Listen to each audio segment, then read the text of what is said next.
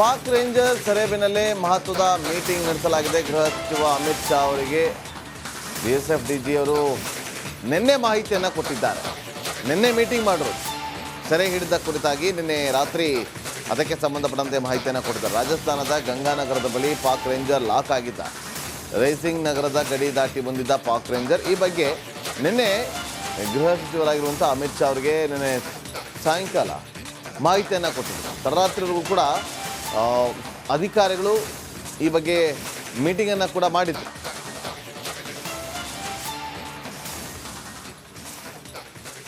ಮತ್ತಷ್ಟು ಮಾಹಿತಿಯನ್ನು ಕೊಡೋದಕ್ಕೆ ನಮ್ಮ ಪ್ರತಿನಿಧಿ ಅಭಿಷೇಕ್ ಈಗ ನೇರ ಸಂಪರ್ಕದಲ್ಲಿ ಜಾಯ್ನ್ ಆಗಿದ್ದಾರೆ. ಅಭಿಷೇಕ್, ಪಾಕಿಸ್ತಾನಕ್ಕೆ ತನ್ನದೇ ಭಾಷೆಯಲ್ಲಿ ಉತ್ತರವನ್ನು ಕೊಡುವಂಥ ಕೆಲಸ ಆಗಿದೆ. ಈಗ ಪಾಕ್ ರೇಂಜರನ್ನು ಈಗ BSF ಯೋಧರು ವಶದಲ್ಲಿಟ್ಕೊಂಡಿದ್ದಾರೆ. ಮುಂದೆ ಏನಾಗ್ಬೋದು?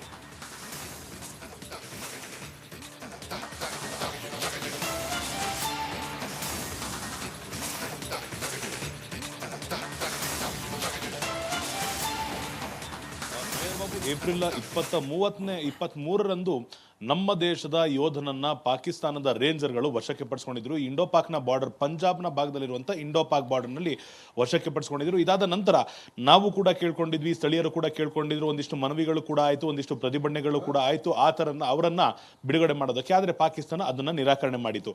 ಈಗ ನಮ್ಮ ಟರ್ನ್ ಬಂದಿರುವಂಥದ್ದು, ಅವರ ರೇಂಜರ್ ಒಬ್ಬ ಗಡಿ ದಾಟಿ ಅನಧಿಕೃತವಾಗಿ ಭಾರತಕ್ಕೆ ಎಂಟರ್ ಆಗಿರುವಂಥದ್ದು. ಆತನನ್ನ ಬಾರ್ಡರ್ ಸೆಕ್ಯೂರಿಟಿ ಫೋರ್ಸ್ನ ಯೋಧರು ವಶಕ್ಕೆ ಪಡೆದಿರುವಂಥದ್ದು. ವಶಕ್ಕೆ ಪಡೆದ ನಂತರ ಈ ಒಂದು ಮಾಹಿತಿಯನ್ನು BSFನ ಡೆಪ್ಯೂಟಿ ಡೈರೆಕ್ಟರ್ ಈಗಾಗಲೇ ಗೃಹ ಸಚಿವರಿಗೆ, ಕೇಂದ್ರ ಗೃಹ ಸಚಿವರಿಗೆ ಮಾಹಿತಿ ನೀಡಿದ್ದಾರೆ. ಇದಾದ ನಂತರ ಒಂದಿಷ್ಟು ಸರಣಿ ಸಭೆಗಳು, ಸರಣಿ ಮೀಟಿಂಗ್ಗಳು ನಡೆದಿರುವಂಥದ್ದು ಅಧಿಕಾರಿಗಳ ವಲಯದಲ್ಲಿ. ಕಾರಣ ಏನು ಅಂತ ನಾವು ನೋಡಿದಾಗ, ಈತ ಯಾಕೆ ಗಡಿಯನ್ನು ದಾಟಿ ಬಂದ, ಇಂತಹ ಉದ್ವಿಗ್ನ ಪರಿಸ್ಥಿತಿಯಲ್ಲೂ ಕೂಡ ರಾಜಸ್ಥಾನದ ಮೂಲಕ ಈತ ಗಡಿಯನ್ನು ದಾಟಿ ಬರ್ತಾನೆ ಅಂದ್ರೆ ಇದಕ್ಕೆ ಯಾರ್ದೋ ಒಂದು ಉದ್ದೇಶ ಇರ್ಬೋದು. ಕಪೋಲ ಕಲ್ಪಿತ ಉದ್ದೇಶ ಅನ್ನೋದಕ್ಕಿಂತ ಇದು ನೇರವಾದಂತ ಒಂದು ಅಜೆಂಡಾ ಇಟ್ಕೊಂಡು ಬಂದಿರ್ತಾನೆ. ಆತನ ಅಜೆಂಡಾ ಏನಿರುವಂಥದ್ದು, ನಮ್ಮ ಗಡಿ ದಾಟಿ ಬರೋದಕ್ಕೆ ಆತನಿಗೆ ಎಷ್ಟು ಈಸಿ ಆಗಿತ್ತು ಅಥವಾ ಆತನಿಗೆ ಯಾರೆಲ್ಲ ಸಹಕಾರವನ್ನು ನೀಡಿದ್ರು ಇದನ್ನು ಕೂಡ ಗಮನಿಸಲಾಗುತ್ತೆ. ಅದರ ಜೊತೆಗೆ ಆತನಿಂದ ಒಂದಿಷ್ಟು ಮಾಹಿತಿಯನ್ನು ಸಂಗ್ರಹ ಮಾಡಲಾಗುತ್ತೆ. ಯಾಕೆಂದ್ರೆ ನಮ್ಮ ದೇಶದ ಯೋಧನನ್ನ ವಶಕ್ಕೆ ಪಡೆದಿದ್ದು ಪಾಕಿಸ್ತಾನದ ರೇಂಜರ್ಸ್. ಈಗ ನಾವು ವಶಕ್ಕೆ ಪಡೆದಿರುವಂತದ್ದು ಪಾಕಿಸ್ತಾನದ ರೇಂಜರ್ಸ್ ಆಗಿರೋದ್ರಿಂದ ಆ ರೇಂಜರ್ಸ್ ನಲ್ಲಿ ಇರುವಂತ ಒಂದಿಷ್ಟು ಮಾಹಿತಿಯನ್ನ ಕಲೆ ಹಾಕುವಂತ ಸಾಧ್ಯತೆಯನ್ನು ನಾವೀಗ ನೋಡ್ತಿರುವಂತದ್ದು. ಇದು ಒಂದ್ ಕಡೆ ಆದ್ರೆ, ಈತನ ಜೊತೆಗೆ ಇನ್ಯಾರಾದ್ರೂ ಕಾಂಟ್ಯಾಕ್ಟ್ ನಲ್ಲಿ ಇದ್ರ ಅಥವಾ ಈತ ಯಾವ ರೀತಿ ಬರೋದಕ್ಕೆ ಸಹಕಾರ ಆಯಿತು, ಈತ ಬರುವಂತ ಮಾರ್ಗ ಹೇಗಿತ್ತು, ಇದೆಲ್ಲವನ್ನು ಕೂಡ ಈ ಸದ್ಯ ಮಟ್ಟಿಗೆ ಮಾಹಿತಿಯನ್ನು ಕಲೆ ಹಾಕಲಾಗುವಂಥದ್ದು. ಇದಾದ ನಂತರ ಕೇಂದ್ರ ಗೃಹ ಸಚಿವರ ಆದೇಶದಂತೆ, ಸೂಚನೆಯಂತೆ ಹಾಗೂ ಹಿರಿಯ ಅಧಿಕಾರಿಗಳ ನೇತೃತ್ವದಲ್ಲಿ ಆತನನ್ನ ವಿಚಾರಣೆ ನಡೆಸಲಾಗುತ್ತೆ. ಅದಾದ ನಂತರ ಆತನನ್ನ ಬಿಟ್ಟು ಕಳಿಸ್ಬೇಕಾ ಅಥವಾ ಇಲ್ಲೇ ಉಳಿಸ್ಕೊಬೇಕಾ, ಒಂದು ಎಕ್ಸ್ಚೇಂಜ್ ಪ್ಯಾಟರ್ನ್ ಇರ್ಬೋದು. ನಮ್ಮ ಯೋಧನನ್ನ ನೀವು ಬಿಟ್ಟರೆ ನಿಮ್ಮ ರೇಂಜರ್ನ ನಾವು ಬಿಡ್ತೀವಿ ಅನ್ನೊಂದು ಅಗ್ರಿಮೆಂಟ್ಗೆ ಏನಾದರೂ ಬರ್ತಾರೆ, ಇದನ್ನ ಕಾದು ನೋಡಬೇಕಾಗಿದೆ. ಆದ್ರೆ ಒಂದಂತೂ ಖಾತ್ರಿ, ಪಾಕಿಸ್ತಾನದ ರೇಂಜರ್ ಈಗ ನಮ್ಮ ವಶದಲ್ಲಿದ್ದಾನೆ. ಆತನ ಉದ್ದೇಶ ಏನಾಗಿತ್ತು, ಆತ ಯಾಕೆ ಬಂದಿದ್ದು, ಈ ಒಂದು ಮಾಹಿತಿಯನ್ನ, ಸೂಕ್ಷ್ಮ ಮಾಹಿತಿಯನ್ನ ಈ ಸದ್ಯ ಮಟ್ಟಿಗೆ ಕಲೆ ಹಾಕಲಾಗ್ತಿರುವಂತದ್ದು. Nagendra Babu. Okay, thank you Abhishek ನಿಮ್ಮೆಲ್ಲ ಮಾಹಿತಿಗಾಗಿ.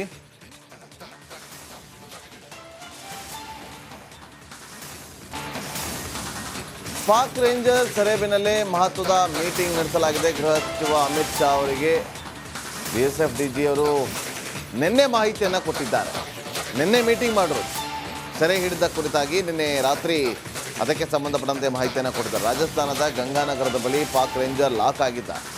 ರೈಸಿಂಗ್ ನಗರದ ಗಡಿ ದಾಟಿ ಬಂದಿದ್ದ ಪಾಕ್ ರೇಂಜರ್ ಈ ಬಗ್ಗೆ ನಿನ್ನೆ ಗೃಹ ಸಚಿವರಾಗಿರುವಂಥ ಅಮಿತ್ ಶಾ ಅವರಿಗೆ ನಿನ್ನೆ ಸಾಯಂಕಾಲ ಮಾಹಿತಿಯನ್ನು ಕೊಟ್ಟಿದ್ದರು. ತಡರಾತ್ರಿವರೆಗೂ ಕೂಡ ಅಧಿಕಾರಿಗಳು ಈ ಬಗ್ಗೆ ಮೀಟಿಂಗನ್ನು ಕೂಡ ಮಾಡಿದ್ರು.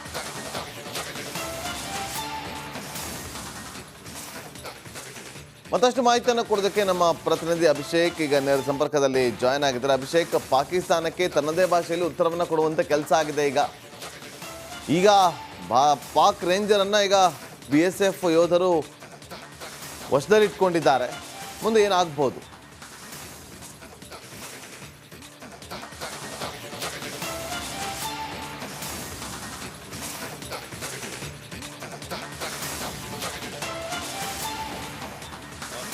ಏಪ್ರಿಲ್ 23ರಂದು ನಮ್ಮ ದೇಶದ ಯೋಧನನ್ನ ಪಾಕಿಸ್ತಾನದ ರೇಂಜರ್ಗಳು ವಶಕ್ಕೆ ಪಡಿಸಿಕೊಂಡಿದ್ರು. ಇಂಡೋ ಪಾಕ್ನ ಬಾರ್ಡರ್, ಪಂಜಾಬ್ನ ಭಾಗದಲ್ಲಿರುವಂಥ ಇಂಡೋ ಪಾಕ್ ಬಾರ್ಡರ್ನಲ್ಲಿ ವಶಕ್ಕೆ ಪಡಿಸಿಕೊಂಡಿದ್ರು. ಇದಾದ ನಂತರ ನಾವು ಕೂಡ ಕೇಳ್ಕೊಂಡಿದ್ವಿ, ಸ್ಥಳೀಯರು ಕೂಡ ಕೇಳ್ಕೊಂಡಿದ್ರು, ಒಂದಿಷ್ಟು ಮನವಿಗಳು ಕೂಡ ಆಯಿತು, ಒಂದಿಷ್ಟು ಪ್ರತಿಭಟನೆಗಳು ಕೂಡ ಆಯಿತು ಅವರನ್ನ ಬಿಡುಗಡೆ ಮಾಡೋದಕ್ಕೆ. ಆದರೆ ಪಾಕಿಸ್ತಾನ ಅದನ್ನು ನಿರಾಕರಣೆ ಮಾಡಿತು.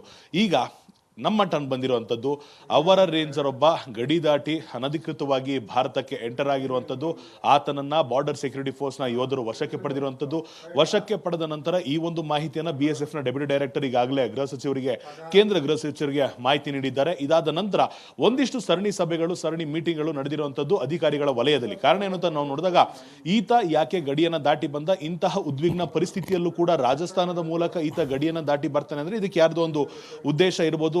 ಕಪೋಲ ಕಲ್ಪಿತ ಉದ್ದೇಶ ಅನ್ನೋದಕ್ಕಿಂತ ಇದು ನೇರವಾದಂತ ಒಂದು ಅಜೆಂಡಾ ಇಟ್ಕೊಂಡು ಬಂದಿರ್ತಾನೆ. ಆತನ ಅಜೆಂಡಾ ಏನಿರುವಂಥದ್ದು, ನಮ್ಮ ಗಡಿ ದಾಟಿ ಬರೋದಕ್ಕೆ ಆತನಿಗೆ ಎಷ್ಟು ಈಸಿ ಆಗಿತ್ತು ಅಥವಾ ಆತನಿಗೆ ಯಾರೆಲ್ಲ ಸಹಕಾರವನ್ನು ನೀಡಿದ್ರು ಇದನ್ನು ಕೂಡ ಗಮನಿಸಲಾಗುತ್ತೆ. ಅದರ ಜೊತೆಗೆ ಆತನಿಂದ ಒಂದಿಷ್ಟು ಮಾಹಿತಿಯನ್ನು ಸಂಗ್ರಹ ಮಾಡಲಾಗುತ್ತೆ. ಯಾಕೆಂದ್ರೆ ನಮ್ಮ ದೇಶದ ಯೋಧನನ್ನ ವಶಕ್ಕೆ ಪಡೆದಿದ್ದು ಪಾಕಿಸ್ತಾನದ ರೇಂಜರ್ಸ್. ಈಗ ನಾವು ವಶಕ್ಕೆ ಪಡೆದಿರುವಂತದ್ದು ಪಾಕಿಸ್ತಾನದ ರೇಂಜರ್ಸ್ ಆಗಿರೋದ್ರಿಂದ ಆ ರೇಂಜರ್ಸ್ ನಲ್ಲಿ ಇರುವಂತ ಒಂದಿಷ್ಟು ಮಾಹಿತಿಯನ್ನ ಕಲೆ ಹಾಕುವಂತ ಸಾಧ್ಯತೆಯನ್ನು ನಾವೀಗ ನೋಡ್ತಿರುವಂತದ್ದು. ಇದು ಒಂದ್ ಕಡೆ ಆದ್ರೆ, ಈತನ ಜೊತೆಗೆ ಇನ್ಯಾರಾದ್ರೂ ಆ ಕಾಂಟ್ಯಾಕ್ಟ್ ನಲ್ಲಿ ಇದ್ರ ಅಥವಾ ಈತ ಯಾವ ರೀತಿ ಬರೋದಕ್ಕೆ ಸಹಕಾರ ಇತ್ತು, ಈತ ಬರುವಂತ ಮಾರ್ಗ ಹೇಗಿತ್ತು, ಇದೆಲ್ಲವನ್ನು ಕೂಡ ಈ ಸದ್ಯ ಮಟ್ಟಿಗೆ ಮಾಹಿತಿಯನ್ನು ಕಲೆ ಹಾಕಲಾಗುವಂಥದ್ದು.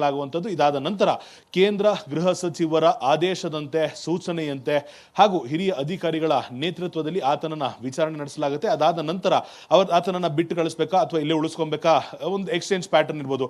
ನಮ್ಮ ಯೋಧನನ್ನ ನೀವು ಬಿಟ್ಟರೆ ನಿಮ್ಮ ರೇಂಜರ್ನ ನಾವು ಬಿಡ್ತೀವಿ ಅನ್ನೊಂದು ಅಗ್ರಿಮೆಂಟ್ಗೆ ಏನಾದರೂ ಬರ್ತಾರೆ, ಇದನ್ನ ಕಾದು ನೋಡಬೇಕಾಗಿದೆ. ಆದ್ರೆ ಒಂದಂತೂ ಖಾತ್ರಿ, ಪಾಕಿಸ್ತಾನದ ರೇಂಜರ್ ಈಗ ನಮ್ಮ ವಶದಲ್ಲಿದ್ದಾನೆ. ಆತನ ಉದ್ದೇಶ ಏನಾಗಿತ್ತು, ಆತ ಯಾಕೆ ಬಂದಿದ್ದು, ಈ ಒಂದು ಮಾಹಿತಿಯನ್ನ, ಸೂಕ್ಷ್ಮ ಮಾಹಿತಿಯನ್ನ ಈ ಸದ್ಯ ಮಟ್ಟಿಗೆ ಕಲೆ ಹಾಕಲಾಗ್ತಿರುವಂತದ್ದು. Nagendra Babu. Okay, thank you Abhishek ನಿಮ್ಮೆಲ್ಲ ಮಾಹಿತಿಗಾಗಿ.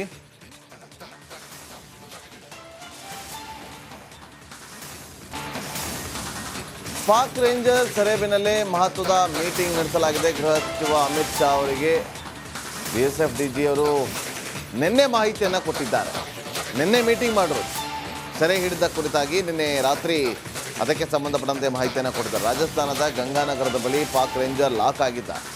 ರೈಸಿಂಗ್ ನಗರದ ಗಡಿ ದಾಟಿ ಬಂದಿದ್ದ ಪಾಕ್ ರೇಂಜರ್. ಈ ಬಗ್ಗೆ ನಿನ್ನೆ ಗೃಹ ಸಚಿವರಾಗಿರುವಂಥ ಅಮಿತ್ ಶಾ ಅವರಿಗೆ ನಿನ್ನೆ ಸಾಯಂಕಾಲ ಮಾಹಿತಿಯನ್ನು ಕೊಟ್ಟಿದ್ದರು. ತಡರಾತ್ರಿವರೆಗೂ ಕೂಡ ಅಧಿಕಾರಿಗಳು ಈ ಬಗ್ಗೆ ಮೀಟಿಂಗನ್ನು ಕೂಡ ಮಾಡಿದ್ರು.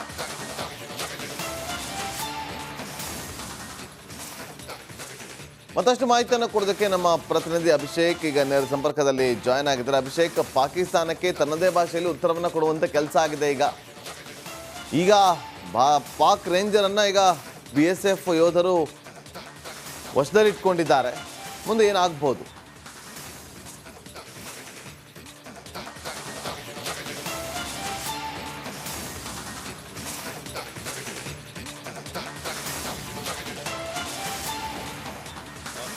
ಏಪ್ರಿಲ್ 23ರಂದು ನಮ್ಮ ದೇಶದ ಯೋಧನನ್ನ ಪಾಕಿಸ್ತಾನದ ರೇಂಜರ್ಗಳು ವಶಕ್ಕೆ ಪಡಿಸಿಕೊಂಡಿದ್ರು. ಇಂಡೋ ಪಾಕ್ನ ಬಾರ್ಡರ್ ಪಂಜಾಬ್ನ